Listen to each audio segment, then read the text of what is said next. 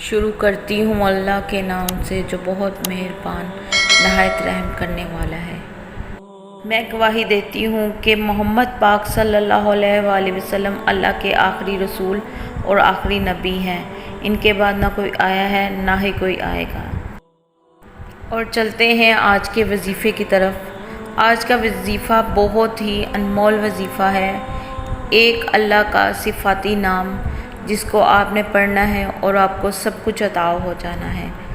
अल्लाह से जब भी मांगो यकीन के साथ मांगो और दुआ में मुझे हमेशा याद रखो और ख़ुद को भी याद रखो। Thank you very much. और वजीफ़े को पूरा देखें और मुझे हमेशा दुआओं में याद रखें।